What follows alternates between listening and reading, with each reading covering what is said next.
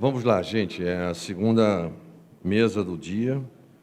Vivemos uma boa mesa sobre crise orçamentária, depois a oficina sobre a questão das estaduais. E agora nós vamos à mesa do Futurice.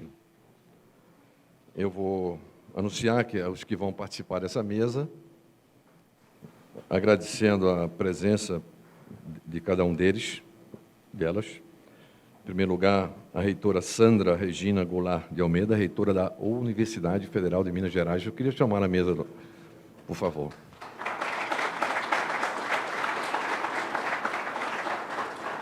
A vice-reitora Graciela Bolzon de Muniz, da Universidade Federal do Paraná.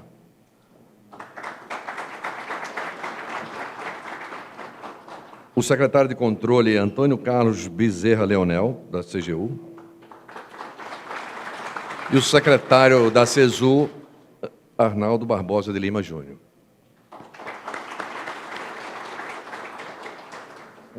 Uma cadeira dessa não vai precisar. Não, está certo. Está certo. Vamos lá, gente. Esse é um projeto que marcou o nosso semestre. Foi muito polêmica, muita polêmica.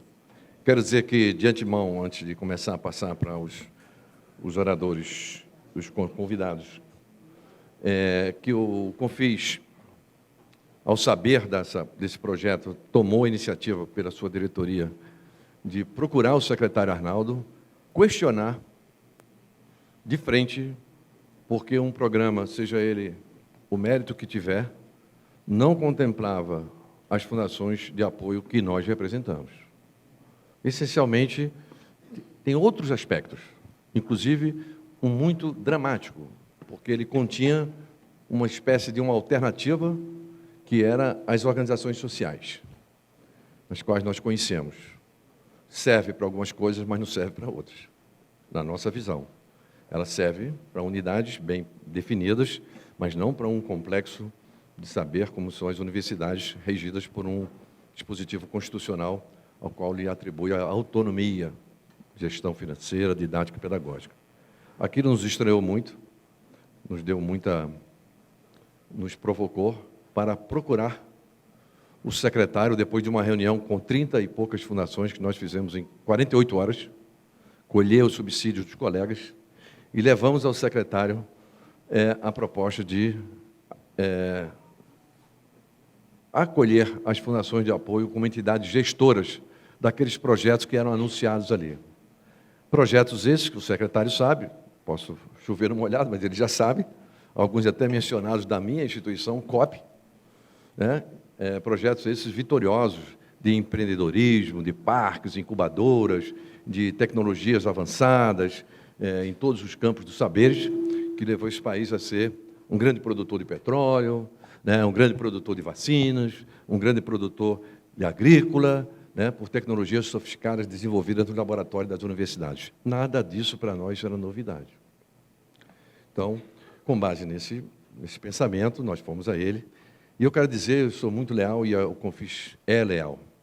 Ele nos acolheu, recebeu a nossa proposta e disse: Peregrino, posso falar, né? Ele disse: Peregrino, eu errei ao não colocar as fundações de apoio, mas, depender de mim, estão dentro. E eu anunciei na imprensa. As fundações de apoio estão dentro do PL. Tinha várias outras coisas que nós vamos questionar hoje aqui, viu, Arnaldo? Várias outras coisas. As leitoras têm muito mais autoridade para falar isso do que eu. Mas este ponto, você confirmou que as fundações estariam dentro. E, daí por diante, nós vamos dialogando e construindo soluções para os fundos patrimoniais, soluções que ele anunciava como desburocratização, tudo isso era música. Alguns eram música mesmo para nós.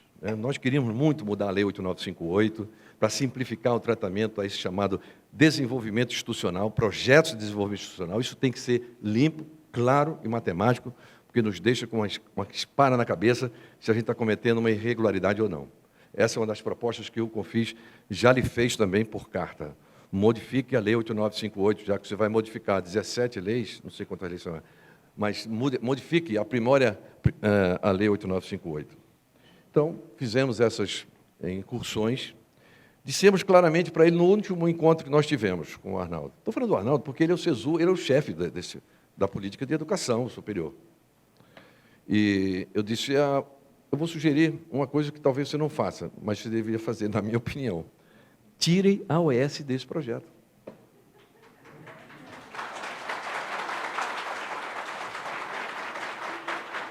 Não custa nada. Artigo 1º. Sai OS. Substitui, entra as fundações. Ah, mas as fundações não fazem tudo. Não faz, porque não deixa. Eu mesmo faria muito mais coisas pela COP. Não só a COP, como 41 unidades da UFRJ, nas áreas de saúde, etc. E você teve chance de visitar a COP e viu o laboratório oceânico, o único da América Latina. Você viu um prédio construído em quase 15 meses, que na universidade, pelas vias tradicionais, está há 15 anos construindo, o Instituto de Física. Nós fizemos em 15 meses um laboratório P4, sofisticadíssimo de saúde. Fizemos pela Fundação Coptec. Por que não desamarra as fundações? Por que não larga, né, desamarra essas coisas que são sutis, mas que dão um trabalho enorme e que impede que as pesquisas avancem? Então, nós temos uma chance. E quem sabe a chance seja o aperfeiçoamento desse PL 1, 2 ou 3, não sei, acho que ele vai fazer o 3 agora. Então, eu queria, com esse anúncio breve aqui, eu entreguei os documentos para ele, ele nos visitou, eu chamei o nosso Ramon, que é o nosso diretor da Universidade Federal de Minas Gerais, da UNDEP, o Aristeu, que é o nosso diretor da Universidade Federal, da Fundação da Federal do Rio Grande do Sul, e fizemos esse encontro, esse último encontro com ele, e apresentamos mais alguns itens de aperfeiçoamento. Então, com essas minhas palavras iniciais, na verdade, nós queríamos ouvir eles, nós vamos fazer a seguinte metodologia. Nós vamos ouvir, por ordem, a vice-reitora, Graciela, do Paraná, que eu reputo como muito importante, a Universidade Federal do Paraná, porque, na minha opinião, e talvez de alguns aqui, vocês leram um documento de 46 páginas que eles produziram, crítico em relação ao Futuris, mas denso, responsável e defendendo as fundações. Muito bom documento que o reitor Ricardo, né, junto com a Graciela, produziu. Ela é uma amiga também das fundações, defende muito a FUPAR, que está aqui, enfim. Depois da Graciela, que eu também saúdo sempre, por ser uma parceira, eu convidaria o nosso secretário de controle, porque ele é o parâmetro, né, do controle. Não tem o que dizer, do controle. Mas é um parceiro consciente da responsabilidade de fazer um controle que não amarre a pesquisa desse país. Senão ele vai continuar de joelhos na economia mundial, participando com 1% do mercado internacional, enquanto os países que há 30 anos participavam com 1%, como a China, hoje está em 13%. Países como o México participavam com 1% há 30 anos, participam com 4%. E o Brasil há 30 anos participa com 1%. Não sai dessa marca de 1,2%. Por que não participa do comércio? Porque não tem produtos de alto valor agregado, não tem produtos do conhecimento, não tem indústria de ponta. Ao cabo, até fecha a indústria e acredita de que as commodities resolverá o problema da fome e da miséria de grande parte da população. Não é verdade. Sabe que a sociedade urbana não se planta feijão no asfalto? Quem compra feijão é o dinheiro, não é ser agricultor que vai lhe dar feijão para comer. A população precisa de emprego de qualidade.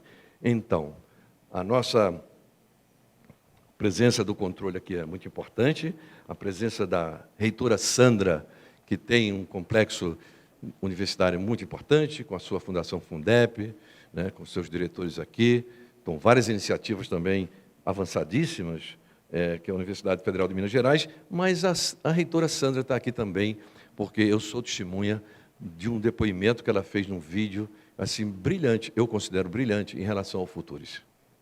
Ela disse com todas as letras as críticas dela, como tem que dizê-lo sempre, mas também ressaltou o papel da Fundação e a importância que tem certas coisas que nós precisamos nos desamarrar. A reitora deu para mim ali, me convenceu que ela deveria vir um dia aqui no Confis, e eu fiz tudo para ela vir. Ela veio correndo, pegou o avião, desceu quase agora, mas estava aqui presente, e eu saúdo muito por ela. E, por fim, depois de todos esses falarem, nós vamos ouvir o secretário Arnaldo, que eu já falei, já saudei, Ele fará, então, o apanhado das críticas, das sugestões, para depois a gente debater com ele até o horário final, aproximadamente 4 horas da tarde. Tá bom assim? Podemos tocar, então? Então, a primeira a falar é a nossa vice-reitora da Universidade Federal do Paraná, Graciela Muniz.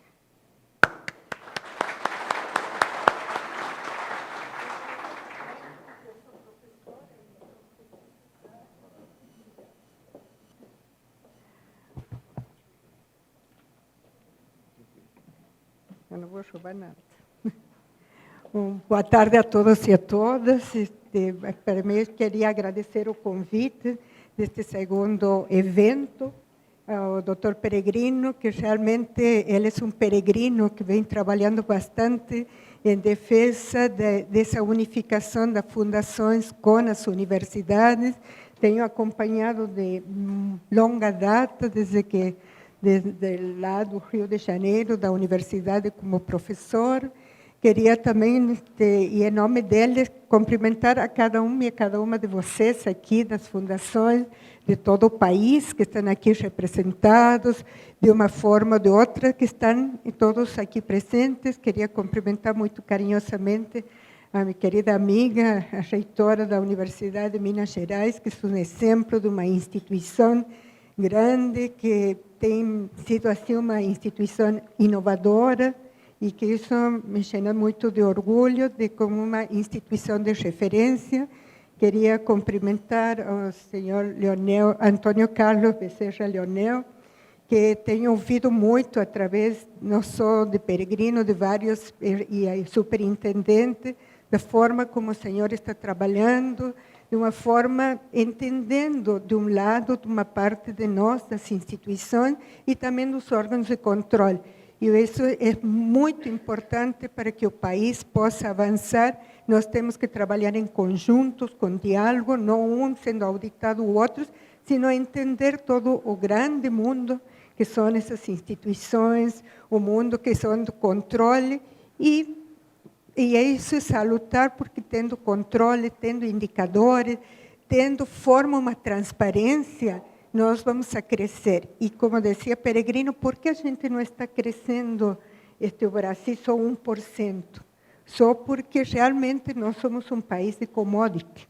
No momento que a gente dê valor a nossos produtos, e principalmente a semana passada estava na Amazônia, nós temos tantos produtos que a gente perdeu a parte de principalmente toda essa riqueza que tem a Amazônia, a gente perde para grandes multinacionais, porque nós somos ainda com pensamento de commodity.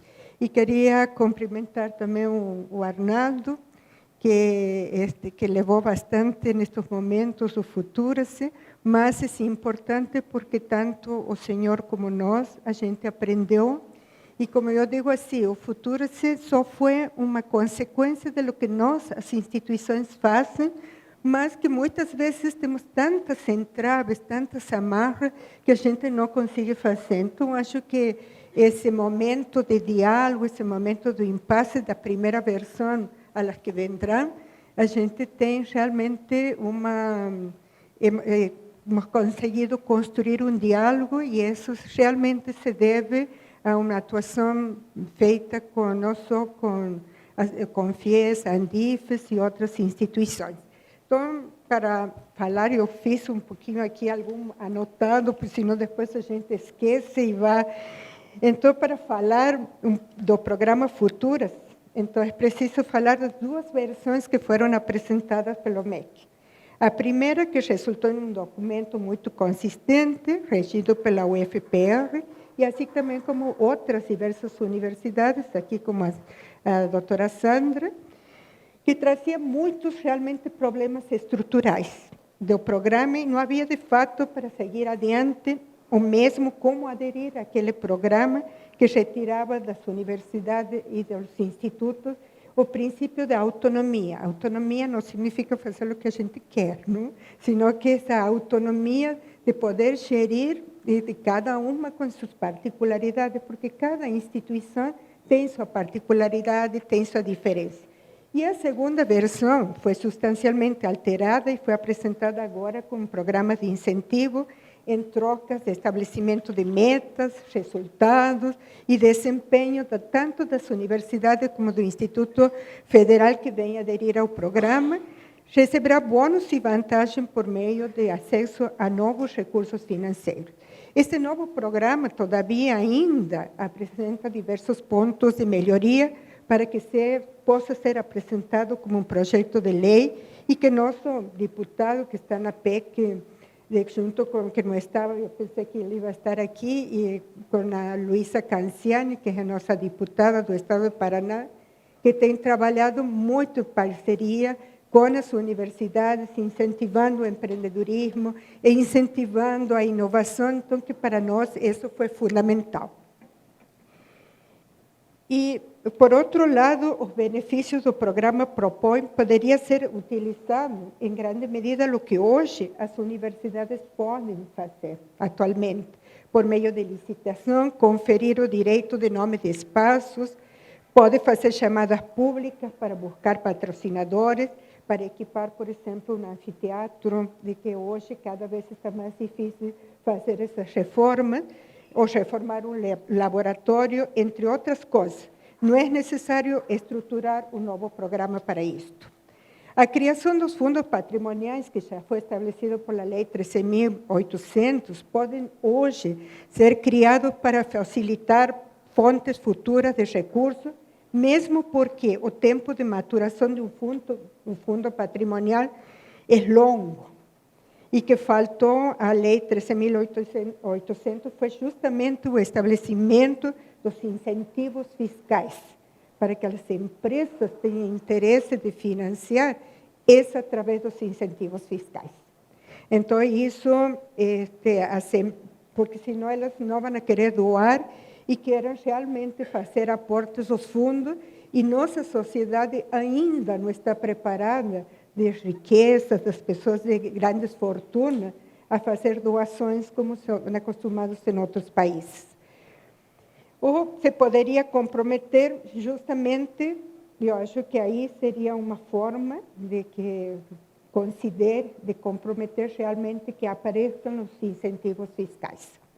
A universidade hoje trabalha fortemente com a internacionalização. O programa PRINT, justamente a nossa instituição, foi uma das que mais recebeu dinheiro enquanto essa internacionalização, e a base disso a gente já está trabalhando com disciplinas transversais, tentando unificar disciplinas em inglês e já levamos para as universidades estaduais e também estamos levando para as universidades do mundo, fazendo essa parceria hoje com as técnicas que nós deveríamos, que eu sempre brinco, que nós deveríamos ser já uma universidade 5.0 e não uma indústria 4.0, sociedade 5.0. As universidades têm que repensar, as universidades têm que reestruturar. E, logicamente, as fundações também passaram por grandes mudanças, em parceria com os órgãos de controle, e que hoje elas estão suficientes, e compactou aqui com o Peregrino, não que a gente combinou, mas a Roeces, acho que elas deveriam sair disso para valorizar todo o trabalho de muitos anos, de muita experiência, de a gente chegou agora o momento, e isso eu posso falar principalmente porque conheço muito bem a Fundep, as nossas fundações, a gente está chegando a um caminho de poder fazer esse trabalho. E com o diálogo cada vez mais necessário, tanto entre as universidades quanto os órgãos de controle, o que a Andifes também vem trabalhando, as boas ideias, as boas práticas de uma universidade podem ser facilmente implementadas em outras instituições. No demais, este mesmo diálogo é necessário fortalecer cada vez mais com esse órgão de controle. Por isso que estava falando aqui com o secretário, que foi importante esse diálogo com as fundações de apoio, em conjunto com o presidente Peregrino e, em consequência, com as universidades. Queremos cada vez mais ampliar esse diálogo. Aguardamos com ansiedade a continuidade deste entendimento importante para o destravamento da ciência e tecnologia, com segurança e com transparência. Um exemplo deste diálogo já deu frutos, graças a um projeto feito integralmente pela FUNPAR, a nossa instituição, a nossa fundação, que arrecadou 20 milhões para investir em eficiência energética, acessando os recursos de fundos de obrigações da ANEEL, o que possibilitou a construção de uma maior usina fotovoltaica em uma instituição pública de ensino superior e que será inaugurada neste mês, dia 27 de novembro, e trocamos mais de 60.000 lâmpadas.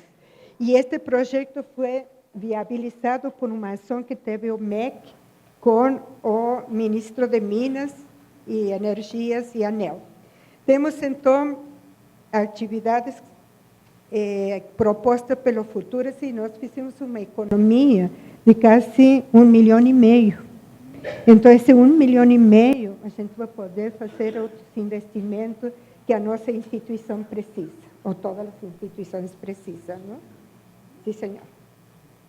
E as outras legislações, nós temos já muitas legislações existentes, como a lei das fundações de apoio, dos fundos patrimoniais, entre outros.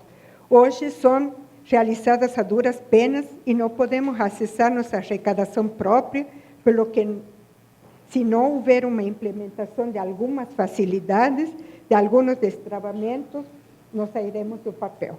O que precisamos manter sempre é melhorar o nosso sistema de ciência e tecnologia, que faz uso das fundações de apoio para buscar recursos, gerenciar projetos de forma transparente e eficiente. Há espaço para melhoria, sempre há, mas um sistema existente já testado e comprovado e que já podemos acessar e utilizar. Então, como queria deixar só como mensagem, vamos a continuar no diálogo, nos dê a oportunidade de que as fundações, com a nossa instituição e os órgãos de controle, a gente consiga ajudar o MEC para que o país consiga sair e mostrar que nossa ciência, nós também temos nossos efeitos, nós temos que aprender a divulgar a nossa ciência, a sociedade nos tem que conhecer, nós temos que falar a linguagem da população. Em definitiva, essa é a mensagem que eu queria dizer. Muito obrigada.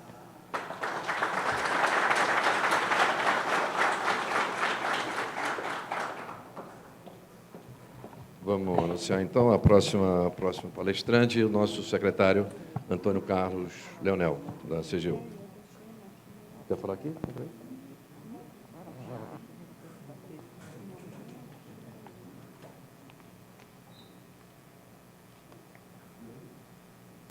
Bem, boa tarde a todas e a todos. Quero agradecer estar participando desse painel, agradecer à professora Sandra, à professora Graciela, o professor Peregrino, o meu colega de ministério, o Arnaldo, mas do Ministério da Fazenda. E daí eu não vou nem me aventurar a discutir o futuro no detalhe do impacto disso para as universidades ou a visão do MEC. As autoridades estão aqui, conhecem mais profundamente isso. A minha contribuição aqui é um ponto da minha perspectiva de controle, o que eu estou enxergando com isso e as oportunidades que eu vejo e os riscos que eu enxergo dessa proposta, e para uma discussão para todos conhecerem essa visão. É uma visão bem pontual. Eu só vou ter que trazer especificamente algumas legislações. Eu queria trazer aqui a questão da lei das estatais, que ela cria uma série de benefícios para as estatais buscarem eficiência e resultados. Eu sempre me perguntei por que só as estatais, né, como o serviço público não precisasse buscar isso. E ali está falando assim, olha, curioso, uma das coisas, as estatais podem fazer seus próprios regulamentos de compras. E tem parte significativa das estatais que vão lá e copiam a 866. Que, se fosse boa, não terminava com 36. Quer dizer, é um controle de resultado